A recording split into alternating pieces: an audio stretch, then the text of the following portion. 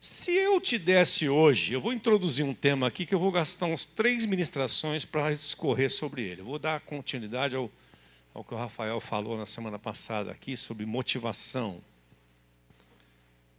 Motivação. Motivação é a força da ação, né? O motor da ação. Se eu compartilhasse com você hoje um segredinho que há de trazer para a sua vida alegria, ânimo e prosperidade, você abraçaria esse negócio? Ó, vai trazer para você alegria. Você vai fazer tudo com muita alegria. Você vai fazer as coisas com ânimo. E você, por conta disso, você vai prosperar em tudo que você fizer. Você topa? Está disposto? Vamos orar. Pai, em nome de Jesus, diante de um público sério, diante de uma igreja séria, diante de um povo inteligente, que quer prosperar, quer ser feliz, quer ser realizado nesta terra, eu vou abrir a Tua palavra contando com a Tua bênção e a direção do Teu Espírito Santo sobre tudo que falarmos aqui nesta manhã, em nome do Senhor Jesus. Amém. O Rafa, na semana passada, usou um texto aqui, aliás, quero agradecer ele pela excelente palavra que ele trouxe. 1 Coríntios 10, 31, né, Rafa, que você usou? Um deles, que diz assim, deixa eu abrir aqui. Portanto, se vocês comem ou bebem, ou fazem qualquer outra coisa, ou come ou bebe, ou fazem qualquer outra coisa, façam tudo para a glória de Deus. Façam tudo para a glória de Deus. Comam, bebam, passeiem, deixem passear, né? Façam tudo para a glória de Deus. Eu já ouvi esse termo alguns anos atrás, mas eu nunca me detive nele, esse termo que eu vou falar com você. Põe ali para mim o slide que está aí, o tema da ministração. Eu já ouvi alguns anos atrás, mas eu sabia o significado dele, mas eu nunca me aprofundei nele.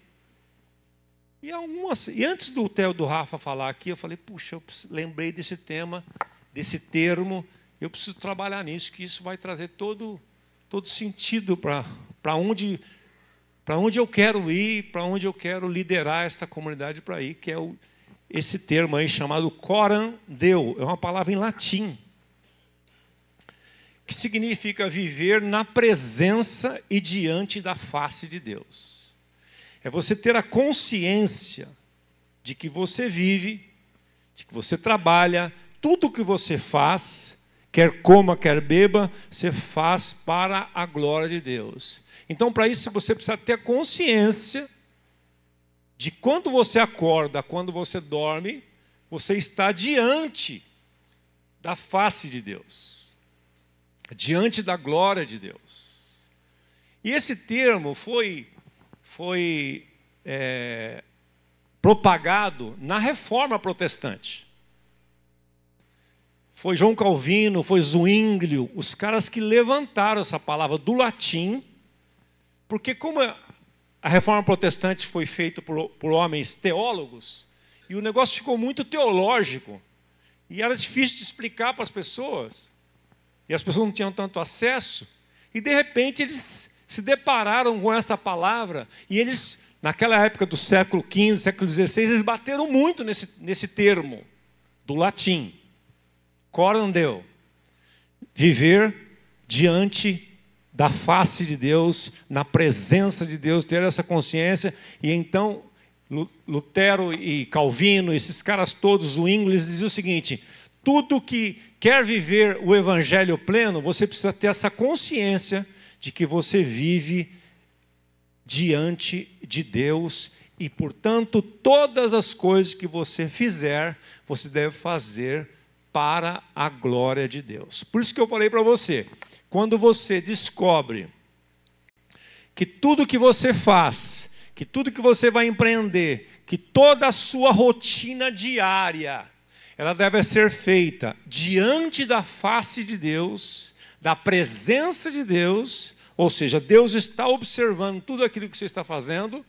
Então você tem motivação, motor que move uma ação para fazer aquilo que é ordinário, que é corriqueiro, para a glória de Deus. E aí então você encontra alegria em tudo que você fizer. Você vai encontrar alegria ao levantar amanhã cedo, numa manhãzinha fria e chovendo. Você vai levantar e vai dizer assim, não, espera um pouquinho.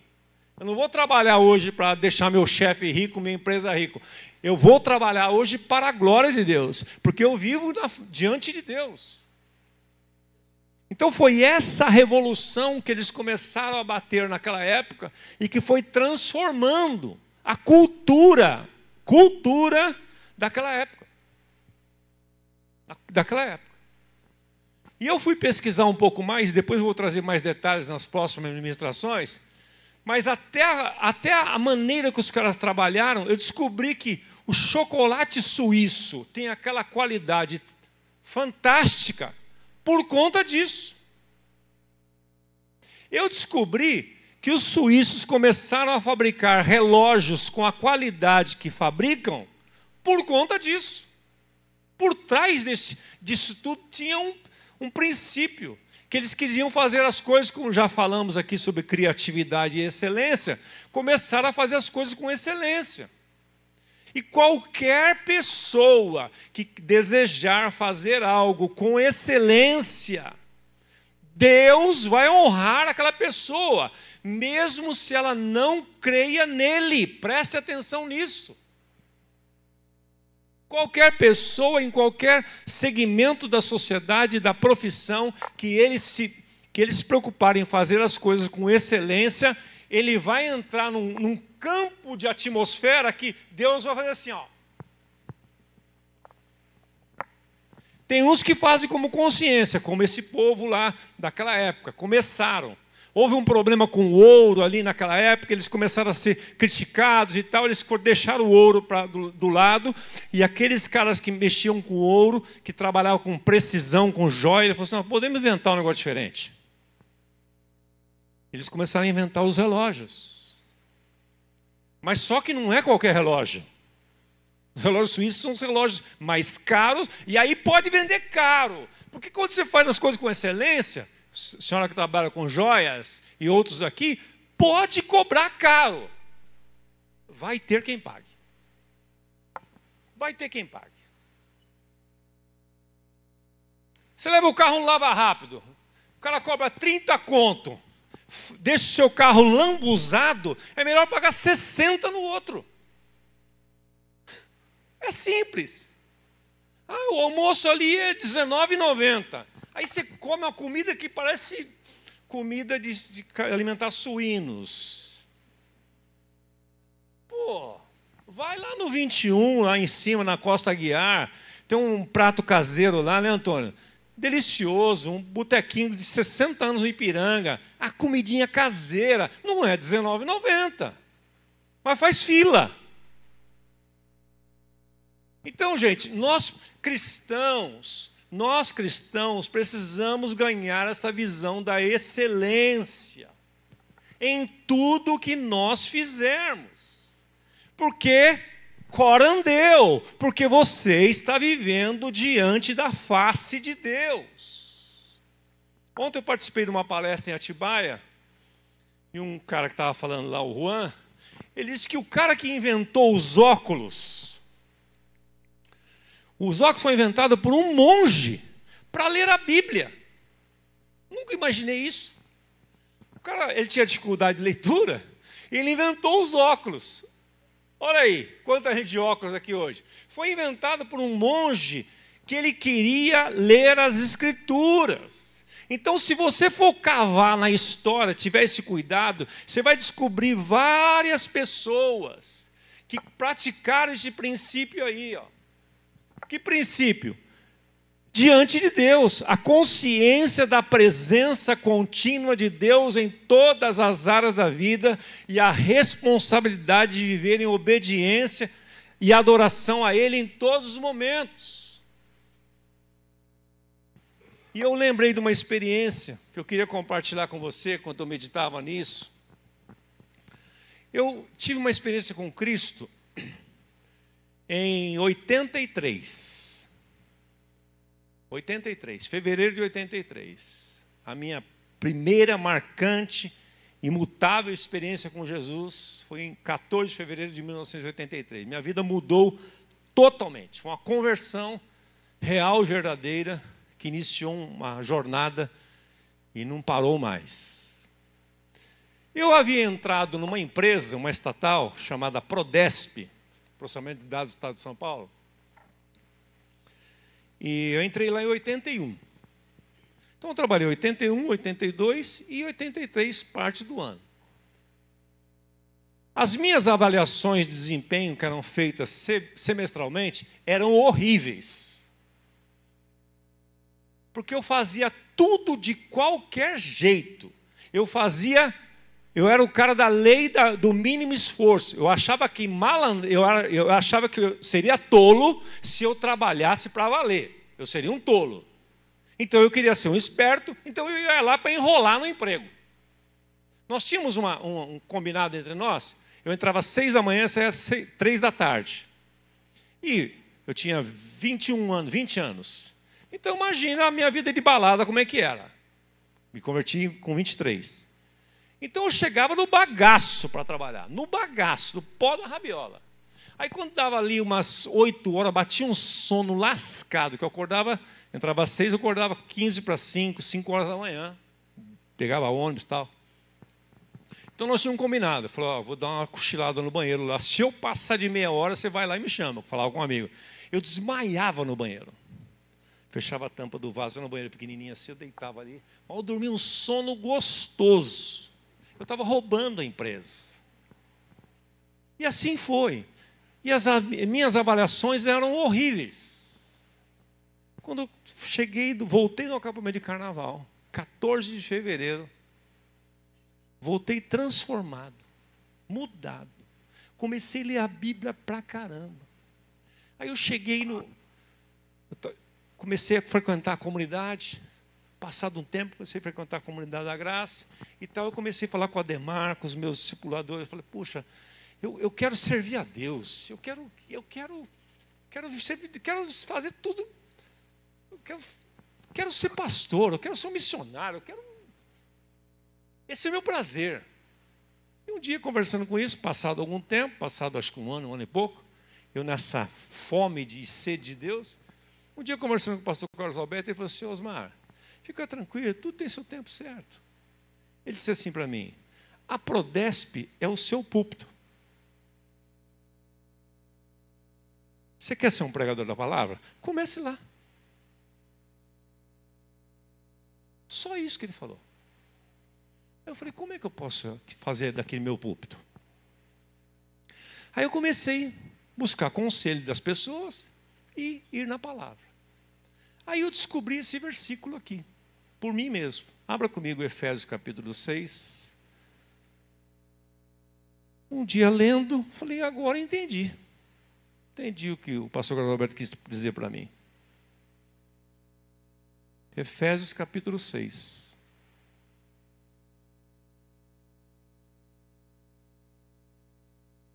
Versículo 5.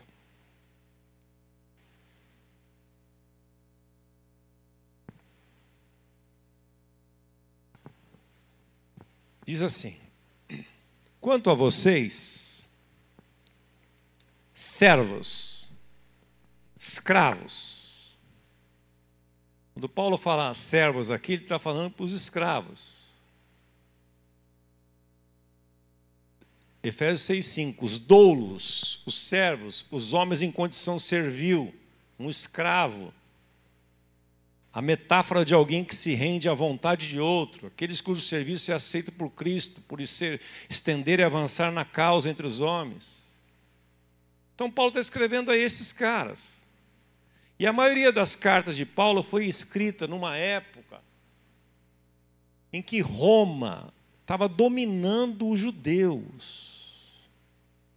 Então eles não tinham servos que pagavam salário, que dava bônus, né? Que tratava como a política de hoje em dia, né? Não pode nem falar que é empregado, é um colaborador. É um colaborador, né, Xará? Falar que é empregado é politicamente incorreto, é um colaborador. Naquela época era servo mesmo. Então Paulo está falando para esse povo que vivia numa condição servil, que tinha salário para se sustentar no máximo, não era coisa como existe hoje, não.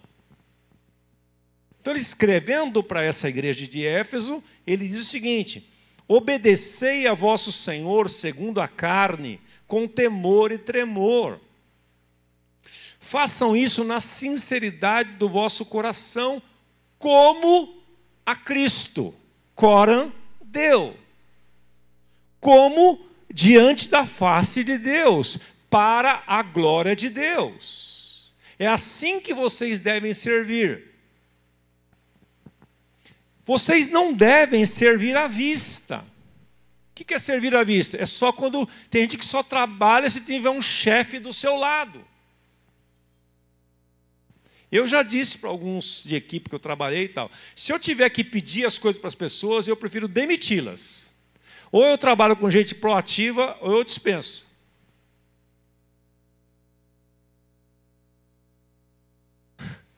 Porque não tem jeito. Você está ali, você recebe um salário para produzir. Não está afim de produzir, vou ficar vigiando, ficar cobrando. Fala uma vez, esqueci. Fala outra, esqueci. Vou esquecer de pagar seu salário também. Esqueci. Queria que você recebe dia 10, dia 15, 25. Você vem me cobrar. Eu falo, esqueci. Já passou todo esse tempo? Não dá para. Eu estou com umas dificuldades aí. Não dá para parcelar seu salário em 4, não? Você gostaria que fizesse isso com você? Então Paulo está dando essas orientações para que você faça tudo com alegria, tudo com entusiasmo e prospere em tudo que você fizer. Não sirva à vista, como para agradar homens, mas de coração, fazendo de coração a vontade do Senhor, servindo de boa vontade ao Senhor como ao Senhor e não como a homens, certos que cada um, se fizer alguma coisa boa, receberá isso outra vez do Senhor, quer seja servo, quer seja livre. E na continuidade, Paulo escreve agora para os senhores. E vós, senhores, de igual modo, procedei para com eles. Ou seja, faça igual. Pague, recompense, honre, como fazendo a Cristo, e não a pessoa. Deixando as ameaças, sabendo que o Senhor, tanto deles como o vosso, está no céu, e que para com ele, nele não faz acepção de pessoas. Então, é o servo que está vivendo corandeu, diante da face do Senhor, e o chefe, e o patrão, que também vive diante da face do Senhor, e que deve ser justo. Pronto, entrou o ponto de equilíbrio. Porque há patrões que só pensam em si mesmos. Eles são egoístas. Eles querem arrancar o máximo dos seus funcionários e pagar o mínimo.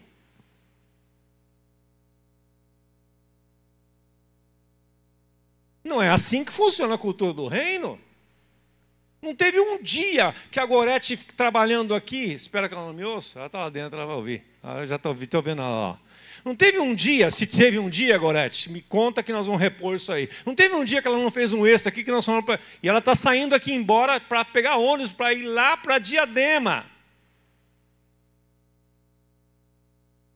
Não está no contrato dela que quando ela fizer um extra, nós temos que pagar um Uber para ela. E ela não quer. Peraí, Gorete, peraí, eu pego ela na rua às vezes. Pega aí, eu vou chamar o Uber para você. Não, pastor, não precisa, é rapidinho. Rapidinho para Diadema, 9 horas da noite. Não é a nossa obrigação. Não está no contrato dela. Mas nós fazemos isso porque nós estamos fazendo como para o Senhor. Então, meus irmãos, se você fizer isto, se a sua motivação for essa, trabalhar como para o Senhor, fazer tudo como para o Senhor, não tem jeito, você vai prosperar, você vai se destacar em todas as áreas que você viver.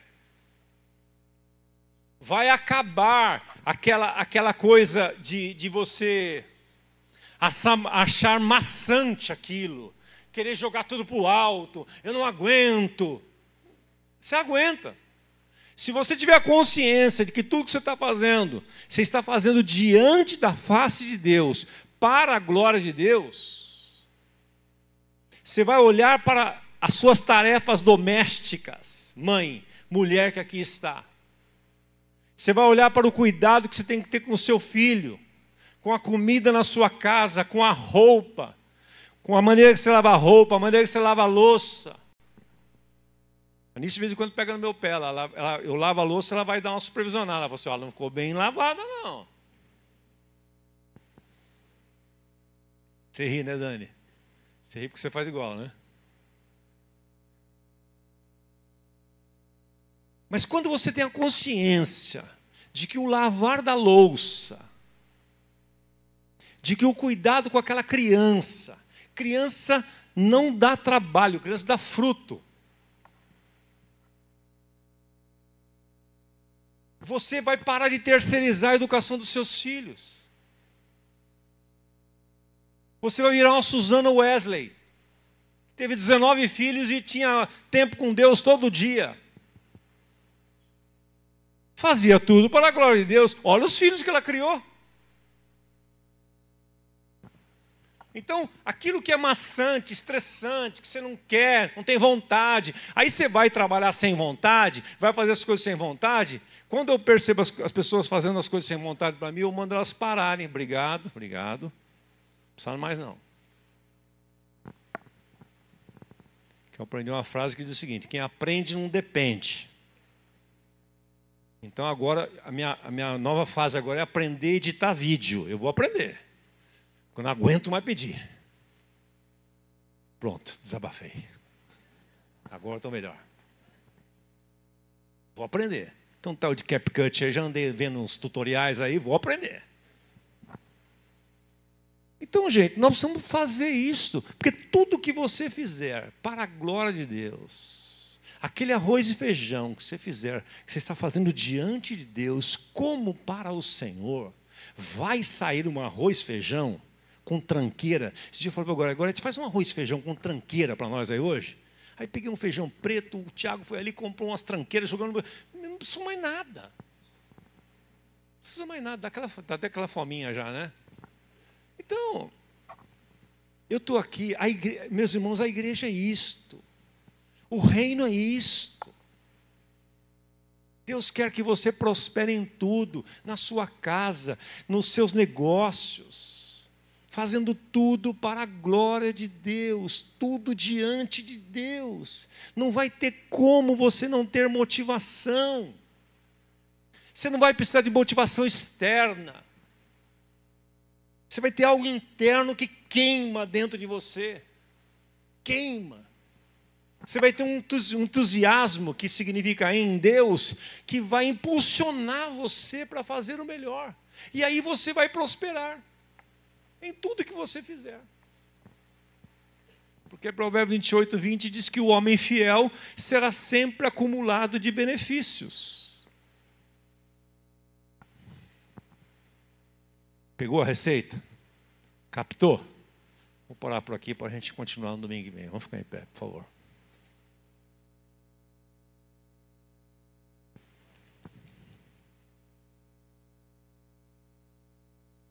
Antes de nós orarmos, eu queria fazer um momento de aplicação com você.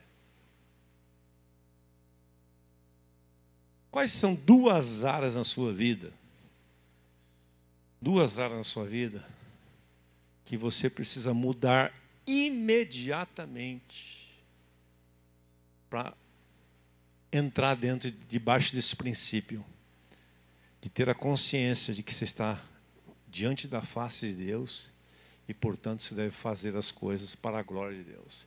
Quais são as 2 áreas na sua vida que você fala assim, a partir de amanhã, ou ainda hoje, eu vou melhorar nisso aqui. Isso aqui vai mudar na minha vida. Porque se o que você ouve eu não sei se você percebe, mas se você olhar, às vezes a gente brinca aqui das coisas que foram faladas aqui, né? Mas tudo é uma mensagem. Nós tivemos vários ensinos aqui hoje. E se você não está disposto a praticar o que você aprende, vou dar um conselho para você. Não venha aos cultos, não ouça ministração nenhuma. Porque só vai trazer juízo para você. Porque é um princípio de assim, enquanto Deus não leva em conta os tempos da nossa ignorância. Mas a partir do momento que você aprende algo e não pratica, você está lascado. Melhor você não ter vindo. Melhor não aprender. Então, a partir do momento que você ouviu hoje o seu princípio do dízimo, ouviu a importância do testemunho, ouviu a importância da igreja, a importância da oração dos irmãos, a importância de um congresso de oração, a importância disso, daquilo, tudo que você ouviu aqui hoje, se você não praticar isso, não vai fazer efeito nenhum na sua vida. Então, eu tenho muito medo daquilo que eu ouço. E normalmente Deus me leva para ouvir coisas que eu já sei. Aí que piora. Quando eu ouço aquilo que eu já sei e não estou praticando, aí me dá um treco aqui dentro que eu falo, não é possível. Eu preciso melhorar nisso urgente. Deus está me dando mais uma chance. Então eu vejo muitas pessoas reclamando. Pessoas não prosperando, patinando na vida. Fazendo as coisas de qualquer jeito, murmurando, não honrando suas autoridades, falando de qualquer jeito, dando qualquer resposta. Nós estamos todos diante da glória de Deus, diante da face de Deus. E quando nós temos essa consciência, ou a gente muda, ou a gente muda.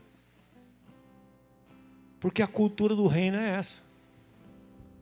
É você fazer tudo para a glória de Deus. Vai conduzir um G100? Conduz para a glória de Deus. Vai fazer a recepção aqui na frente? Faça para a glória de Deus. Eu falo, putz, que chato aquele negócio. Se é chato, não faça. Ah, não, é pesado. Entrega. Liderar G100, tem que ir em reunião, tem que não sei o quê. Entrega, pode entregar tudo. Entrega aqui hoje. Vem aqui, já põe no altar todo. Melhor. Ah, não, cansa. Ah, não, eu não tenho tempo. Ok. Mas se você propuser a fazer, lembre-se que você está diante de Deus. Faça para a glória de Deus. E aí tudo que você fizer diante de Deus, para a glória de Deus, vai prosperar. Vai prosperar. O vento vai soprar a seu favor. A graça de Deus vai fluir. Então, 2 áreas da sua vida que você precisa melhorar. Que você vai tomar providência essa semana. Pense em quais delas são e compartilhe com alguém do seu lado aí. Se comprometa. Olha, Deus falou comigo essa e essa situação. E eu vou tomar providências esta semana. Não passe dessa semana. Semana que vem Deus vai me lembrar e eu vou cobrar isso de você. Cobrar isso de nós aqui. O que melhorou nessa semana? O que melhorou? É a pergunta de quebra-gelo do boletim, viu, Muriel? O que você ouviu, o que você vai colocar em prática? E na outra semana, se não tiver uma prestação de conta, a gente não muda nada, não muda nunca.